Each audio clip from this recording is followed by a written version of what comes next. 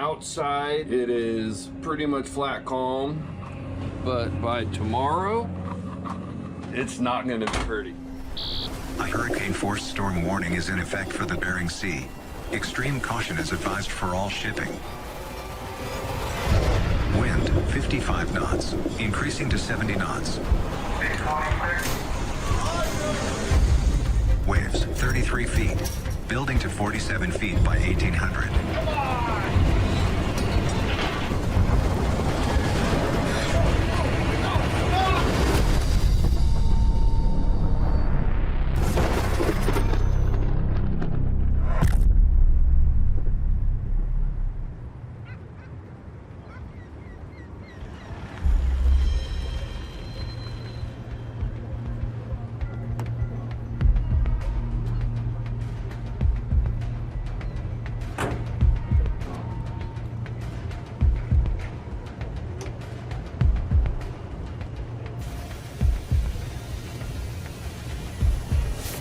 This is our boat, the Aleutian Lady. She's been in our family since 1989. Very strong, very stout, very trustworthy. So this is our beautiful little girl. Captain Rick Shelford is a veteran fisherman working out of Dutch Harbor, Alaska. As he prepares to head into the most notoriously dangerous fishing ground on Earth, Rick has been given a camera by National Geographic to show us his story. My kids are gonna get a kick out of this. I don't even take selfies on my phone. Let's try this out. Let's hope it works. Here we go. I'm Captain Rick of the Aleutian Lady, and we are getting ready to go out and fish the 2019 Red King crab season. I hope I don't make a fool out of myself. So, all right, I will chat at you here later, and have a good day. The camera with Captain Rick is one of 1,000 that National Geographic placed with people who work at sea for one typhoon season, wherever storms might strike. What Captain Rick doesn't know is that soon he'll be heading into one of the biggest and most powerful storms in history.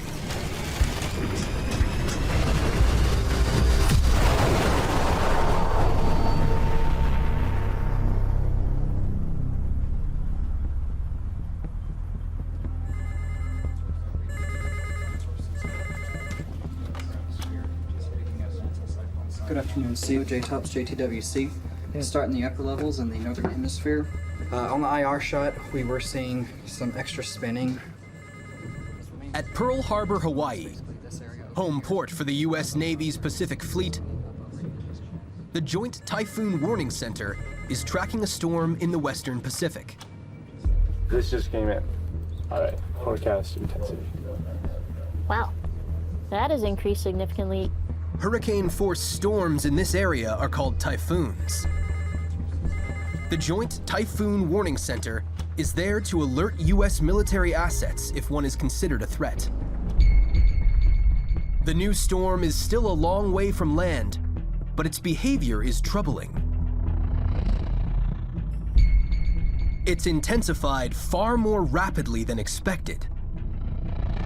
Predicted to pass safely to the north of Guam, it's heading west towards Asia.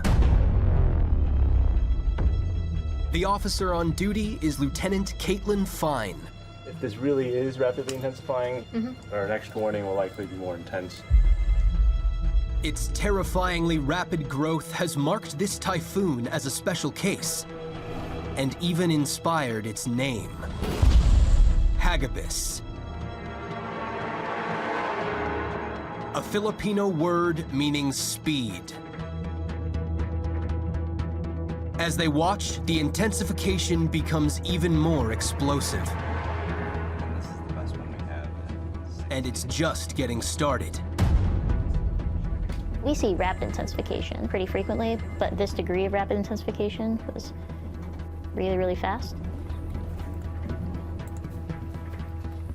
This is Tropical storm Hagibis at 50 knots on the 6th of October at 0600 Zulu. And you can see it's wrapping, but it's not that well organized, it's not that strong. 24 hours later, at 0600 on the 7th of October, it is 150 knots, and then 160 knots, and then 165 knots.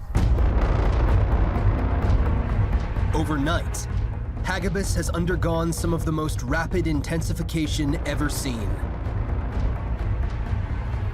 Its maximum wind speeds have increased by 100 miles per hour, making Hagibis a Category 5 super typhoon.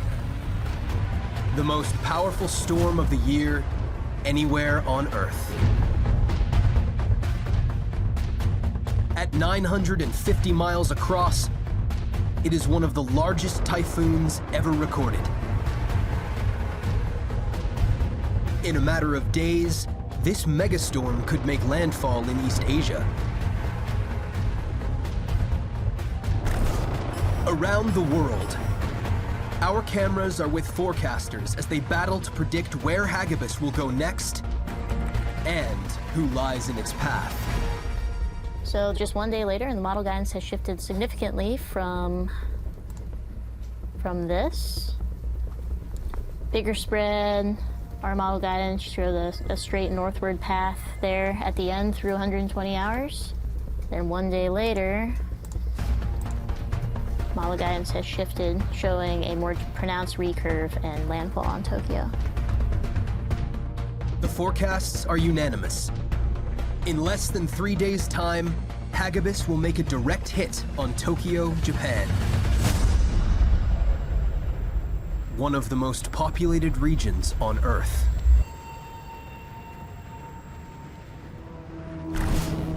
As Hagibis bears down on Japan, vessels filming for National Geographic must react fast to the news it's headed their way. Good morning, everyone. PW Shinano at Kashima Port. Well, you can see the seas are not so bad at the moment. For the next 2 days' time, it would be very, very bad weather over here. And probably the port would be closed down. Oil tanker the BW Shinano is heading from Kashima near Tokyo to China, but her planned route would put her on a collision course with Hagibis. Instead, Captain Talati makes the decision to depart immediately and head north and then west to put the Japanese islands between her and the typhoon. Hagibis is now less than 24 hours from Japan. Japan bracing as a powerful typhoon is expected to make landfall in the coming hours. Japan has issued its highest possible level of warning, with 1/3 of its entire population advised to evacuate or move to a higher floor. Everybody is quite concerned with the strength of what's about to hit us. Those that remain are racing to board up their houses and businesses, and the nation's many fishermen are moving their boats as far inland as they can. The water in the river is moving faster than normal, and apparently there's gonna be huge storm surges, and I'm a little curious to see what effect that will have on this river. Like, is it gonna overflow?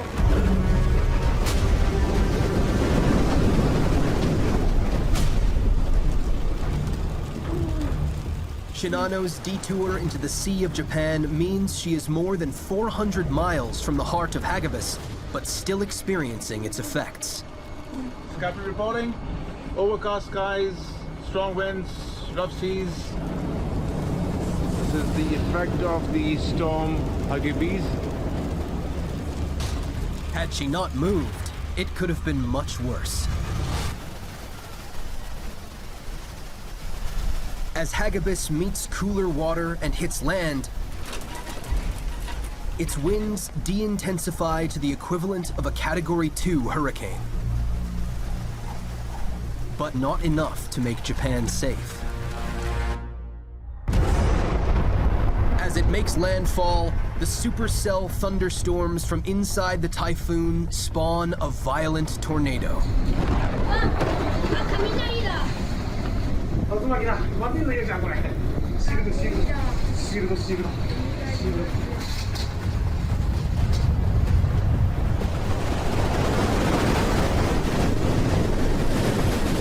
Hagibis' large size and the long time it's spent over open ocean means it is carrying an unprecedented volume of water, which falls as rain.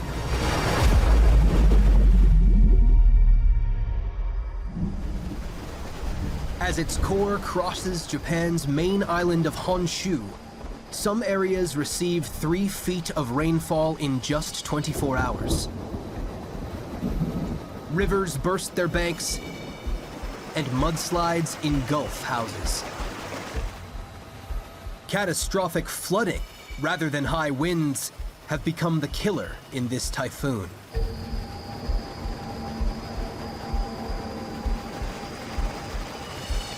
Hagibis causes $15 billion worth of damage, and 98 people tragically lose their lives.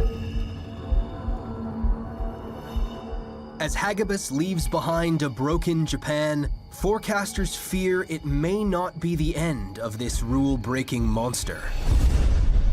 Thousands of miles away, our cameras are with crab fishermen in the Aleutian chain, waiting to start their season. But Hagibis is about to change everything. It's gonna be a heck of a blow with a lot of wind and a lot of waves.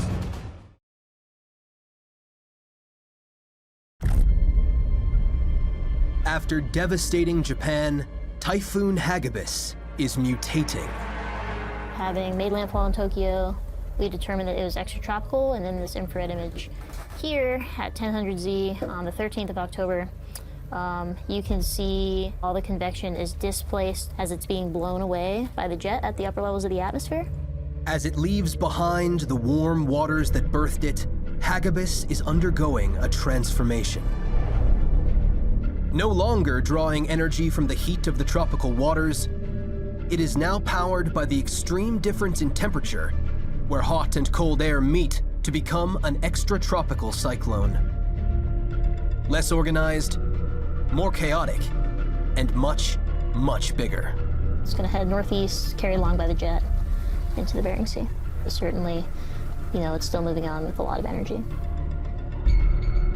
In its extratropical form, Hagibis has entered the jet stream and is being catapulted northeast, directly towards the Aleutian Island chain and the Bering Sea, home of the Alaskan king crab fleet.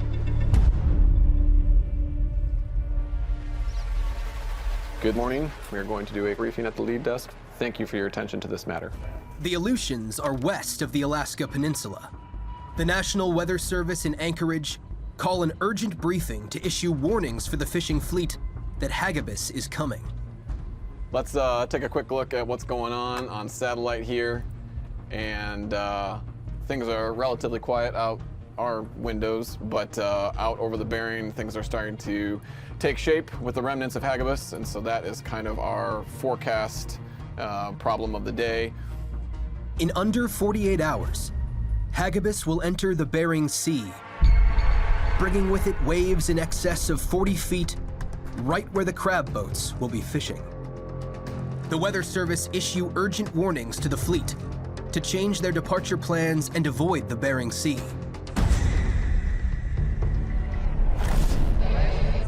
The vessels carrying our cameras must make a choice their lives could depend on.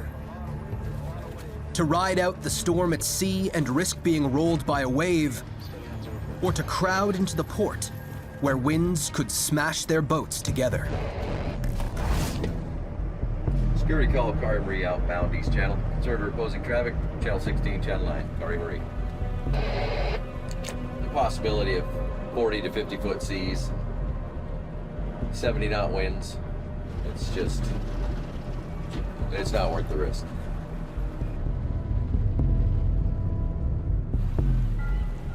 With just 12 hours before Hagibis strikes, the Kari Marie and dozens of other crab boats will take shelter in Dutch Harbor. We're in. Tight squeeze, but we got it. So, this is us getting the boat ready for really bad weather in Dutch Harbor. We don't want to part any lines. We don't want to break free. We want to stay secure. safe so we can sleep at night and not get woke up at 3 a.m. to fix the tie-up job. With so many vessels now in port, one boat coming loose in the typhoon could destroy half the fleet. Whoa! Right there. Is that good? You're even. We pull the lines even so they pull at the same time and get tight at the same time. Then it's twice as strong. The king crab season opens tomorrow. Under normal circumstances, boats would race to be first onto the best crab grounds, saving time and money. But the 40-foot waves predicted from Hagibis could sink a crab boat at sea. The Pinnacle is using her time in port to pre-bait her pots. There's a bunch of us crabbers here waiting for this to pass through, so we're just doing a little pre-bait. Normally we do this on the way up to the grounds, so it's going to be kind of rough on the way out, so you guys are doing this here in town. Few scoops of herring and some squid. Hagibis is now within 500 miles of Dutch Harbor. Outside, it is pretty much flat calm, the calm before the storm. Beautiful evening. Crew's able to work still out on deck, doing their gear work. Not much wind at all, but by tomorrow, it's not going to be pretty.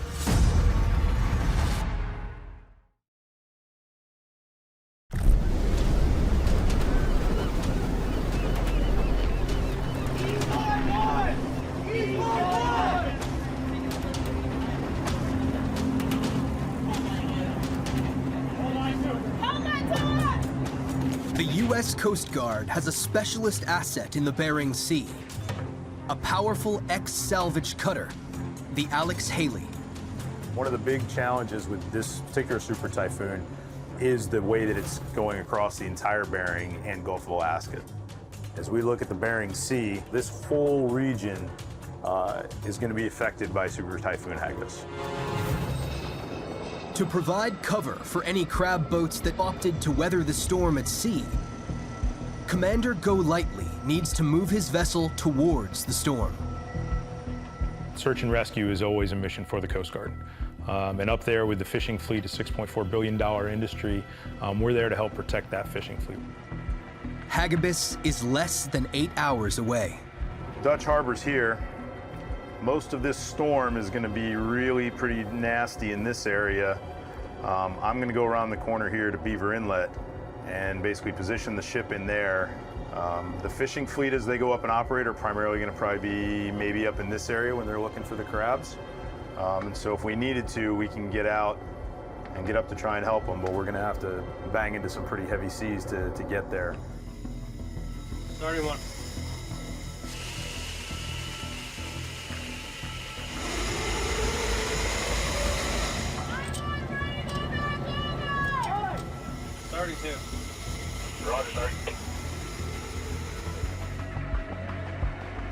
The Alex Haley needs to move now in order to be in position to protect herself and the fishing fleet. The 40-foot waves expected from Hagibis could overwhelm her if she was caught in the open. We are, as you can see by the Bulldog, we are the Bulldog of the Bering Sea. That's what we've nicknamed ourselves, and we're pretty proud about that.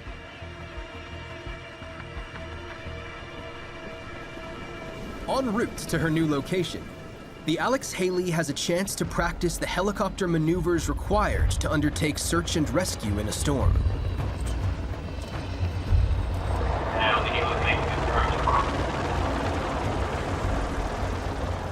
Winds over 30 to 35 knots, seas over 8 to 10 feet.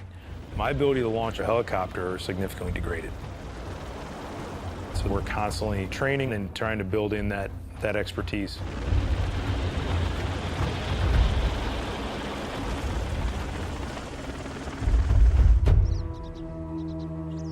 Alaska warning point, Anchorage weather.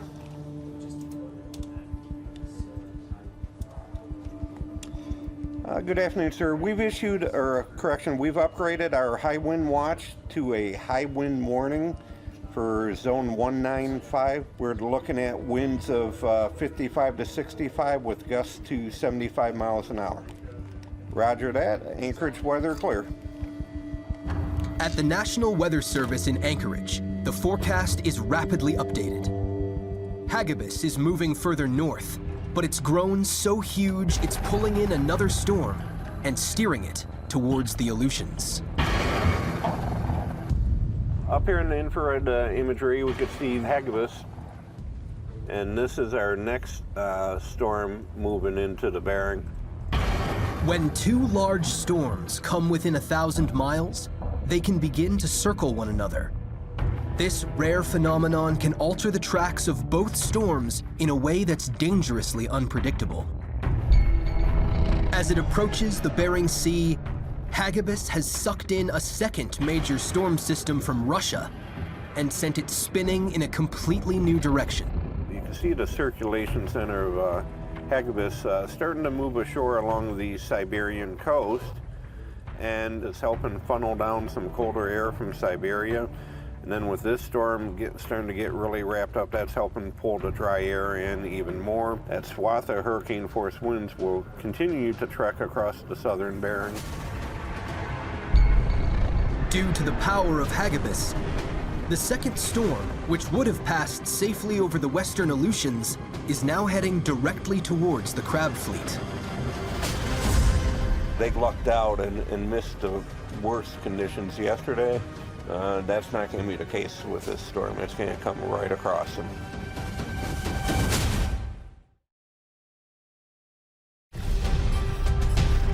For one hurricane season, National Geographic gave 1,000 cameras to fishing boats and ships working in the world's stormiest seas.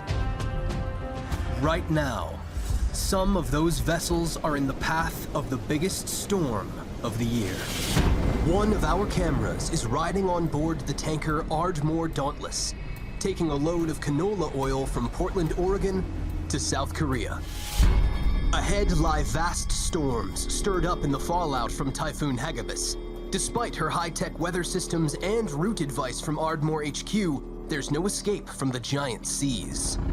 Captain Isaac is faced by bad weather on all sides. The weather facts we have received now and discovering almost entire Pacific region. So there is no option of altering and getting away from this system. We are expecting the wave heights to be hitting around 6 to 7 meters. And as per our company policy, we have to avoid the waves of more than 5 meters. With bad weather in every direction, the Ardmore Dauntless is facing waves of more than 22 feet as she picks a route right through the storm. One of the world's busiest shipping lanes passes right through the Bering Sea, the Great Circle Route, connecting the USA with Asia. Great Circle Route's essentially like a highway on water, where you're going to just have a lot of marine traffic, and you get one of these systems coming through there with significant winds and waves. It poses an inherent hazard to not only the vessels themselves, but the crews on board.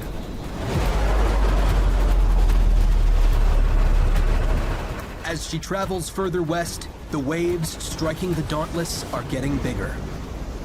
The safety of the crew is paramount. Watch out for the high waves which are going to hit us from a beam. A ship being hit by waves from the side or its beam is vulnerable to taking on water and even sinking. We will be passing south of Aleutian Islands, and we have extremely bad weather conditions in entire Pacific region now. The Dauntless is now 250 miles south of the Aleutian Island chain, and the ocean is becoming ever more turbulent.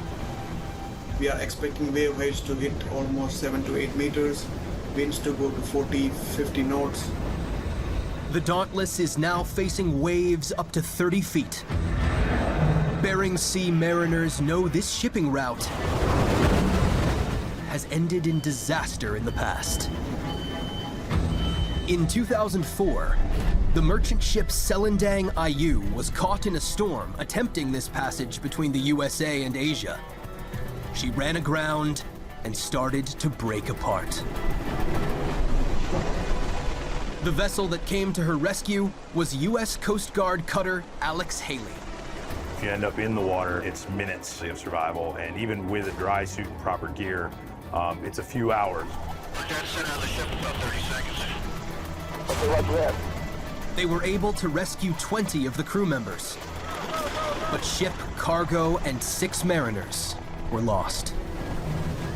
Lessons from Selendang Ayu are always in the back of your mind, just kind of showing that this could happen again.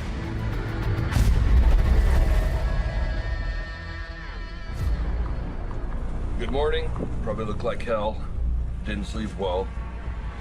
Hurricane Hitchibus has come to Dutch Harbor in force. It is nasty.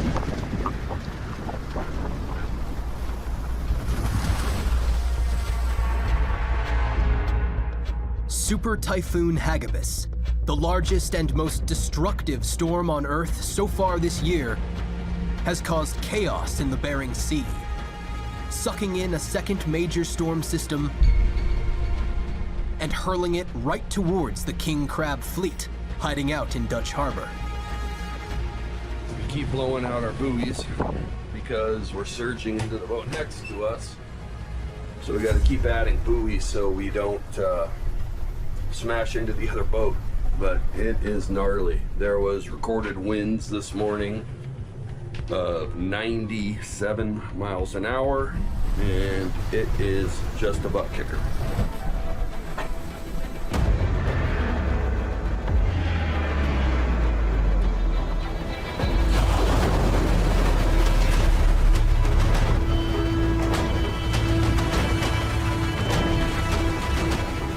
A few hundred miles to the south, the oil tanker Dauntless has reached the halfway point between the USA and Asia. Her route has taken her directly into storms south of the Aleutians.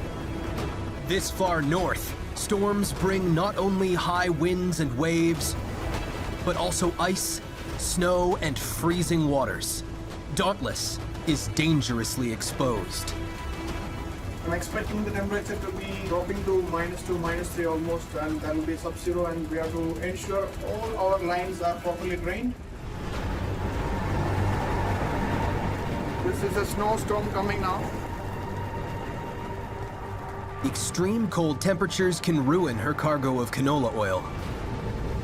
They can also freeze firefighting and lifeboat rigs, rendering life-saving equipment useless right when it's needed most.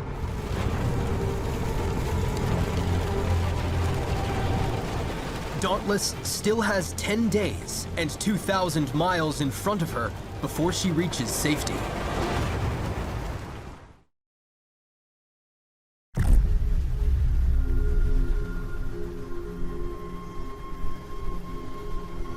How was it back there? It was very windy, very cold. Pretty nautical this morning. Well, we did this movie pretty good. We're looking out of it. There goes my hat. The transit of Hagibis through the Bering Sea has forced the Dutch harbor fishermen to miss the start of the king crab season. Having paid out for fuel, bait, and food, they need to fill their quotas with the best crab if they're going to make a profit. Faster we get this done, faster I get to go home to my family, my wife, 3 kids. Been waiting for this wind to die down here for going on 3 days now, I guess. So anyway, I think we're about ready to take off. But the sea is dangerously unsettled. The effect of Hagibis, followed by the second storm it attracted, is that major waves are now expected in the Bering. We are chaining our stack down. You get movement and the pots are swaying back and forth. It creates more of a roll. And if we have a loose stack and we're rolling, really will be when we get out, there's a chance that the roll Capsizing is the biggest killer of Bering Sea fishermen, and the reason this is the most dangerous job in America. It gets pretty nasty out there, so we try to do everything we can ahead of time at the dock here to make sure it's stable and secure.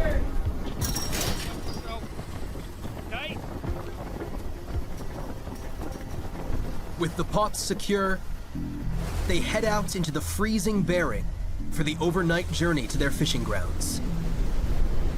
They are about to find out what Hagibis has done to the Bering. So weather started to pick up even more. We're getting gusts up to 45, seas up to 16 feet. So we are gonna jog tonight, try to get some sleep. With the boat moving and slamming around, not looking forward to it. It's gonna be brutal. So, all right, I'm going to bed.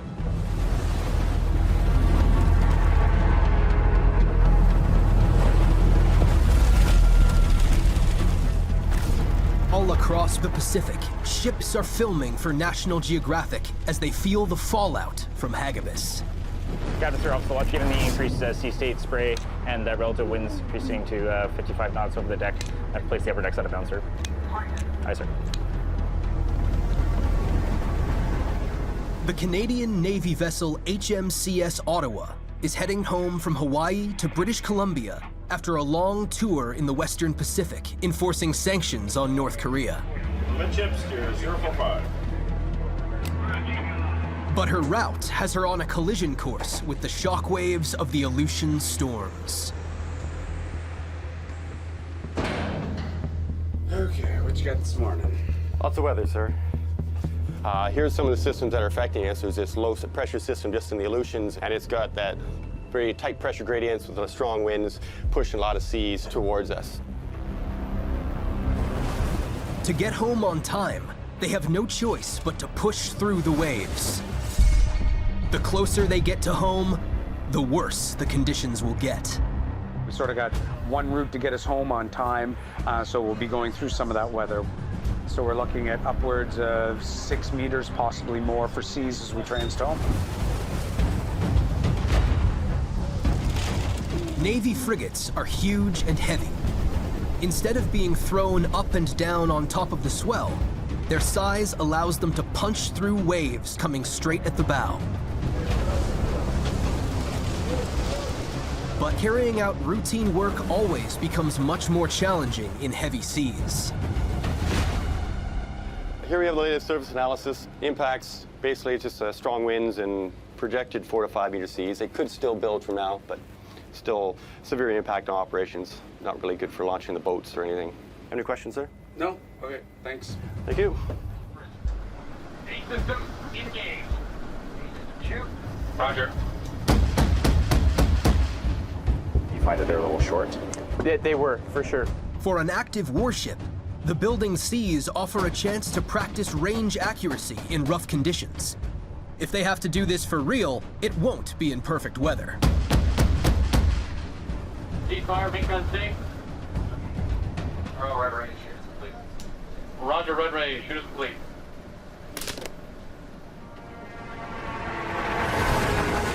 In the Aleutians, Captain Rick has finally been able to start fishing.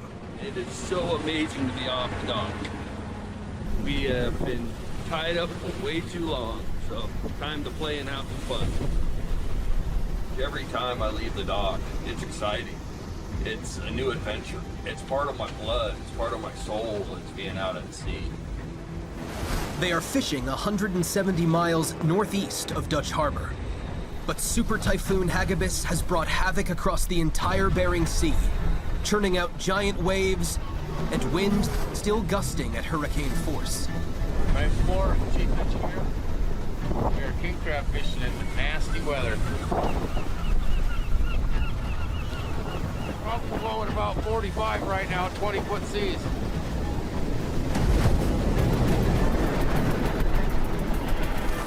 It's a real trick for the captain to drive up on the gear. Very critically.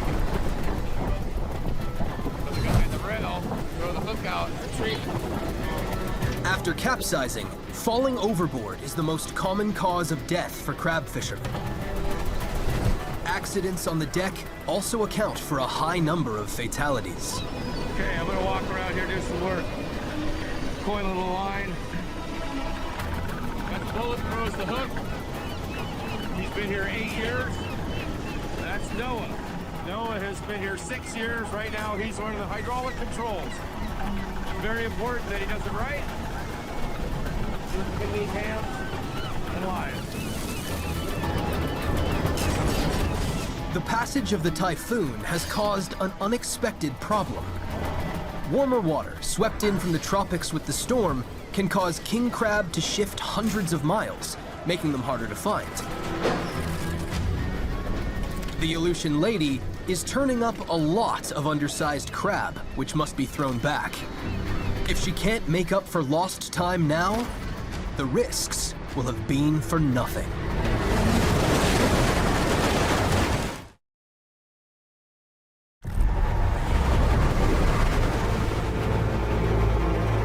The Ardmore Dauntless has been pushing through 20-foot waves for over a week. Drawing on his experience, Captain Isaac orients the Dauntless to avoid taking waves side on and steers a more sheltered route in the lee of the Kuril Islands.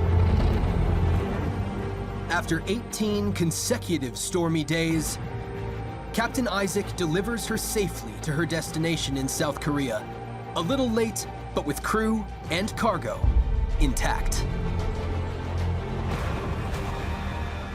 We reduced our speed and we took waves on the safer side, and we arrived finally at the next destination very safe, and that is always a relief to do so.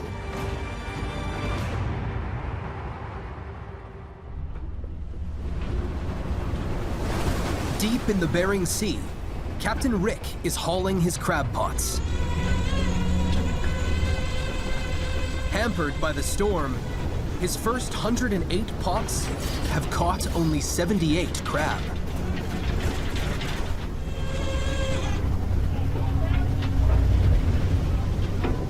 If I mess up and I don't find the crab, it's just like, man, I failed my guys. I failed my crew.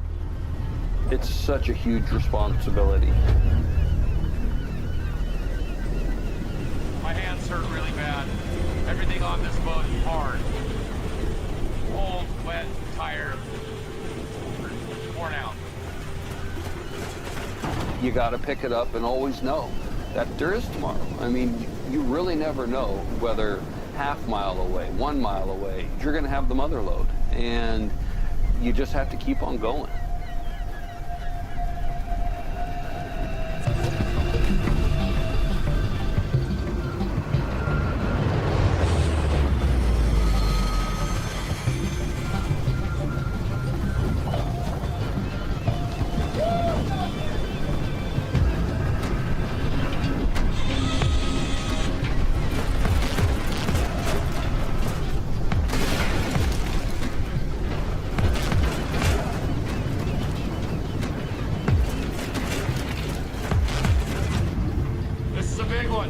Probably weighs 10 pounds. I thought we're getting $9 a pound for this. So this guy's worth almost $100. There's the crab in the tank. The tank's full. There's probably 70,000 pounds in there. Just always got to stay positive, because you don't know what the next day is going to be, what the next string is going to be, what the next pot's going to be. And lo and behold, I think we nailed it right on them.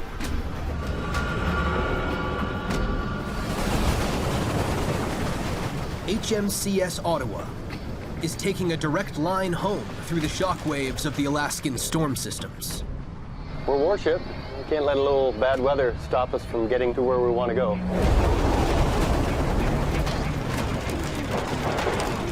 Ooh, it's like going through the car wash. Taking waves on the bow is the safest strategy, but will burn up to 20% more fuel, and it won't be a comfortable ride. It just makes life a little bit harder for people getting out of bed, walking down the flats, or that's what we call the hallways in the ship, or even just standing in a shower and trying not to bounce off the sides of the shower as you're trying to rinse the soap out of your eyes as you're bouncing back and forth. We're just going to stay similar sea state to this for the next few days.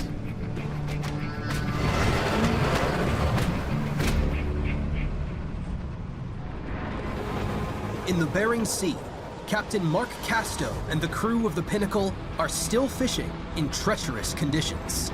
It's 12:37 in the afternoon. Pretty good storm. Stephen Jameson, Pinnacle. It's a little breezy out, so we'll try to take you out there and see what happens.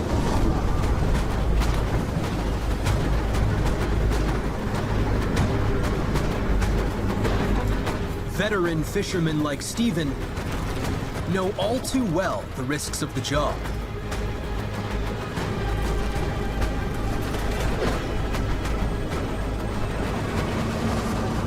Constantly stormy weather in the Bering increases the risk of swells interacting to form freak giant waves. That's up down there, got a little roller something there.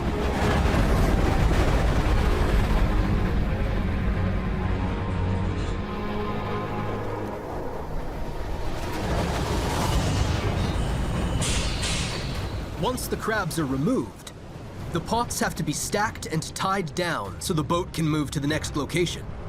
On the Pinnacle, it's Stephen's job to secure them so they don't risk rolling the boat over.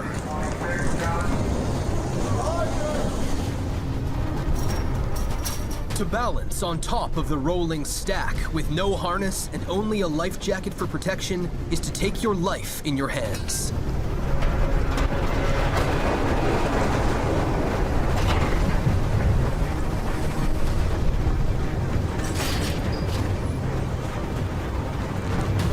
Falling into the freezing water would mean almost certain death.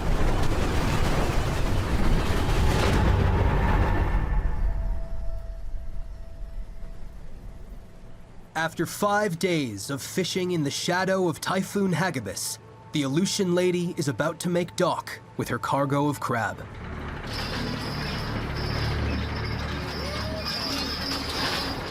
It was a bear getting in here. A wind was blowing off the dock, but we got in, and I'm gonna take a walk around and show you what we accomplished the past 5 days.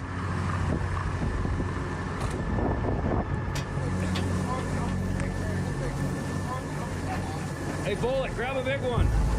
That's the baby. There we go. Both you guys hold them up. Big old spiders. Sea spiders.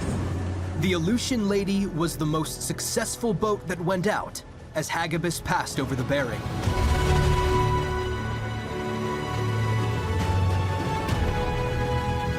Hagibis finally dissipated over eastern Siberia as it approached the Arctic Circle.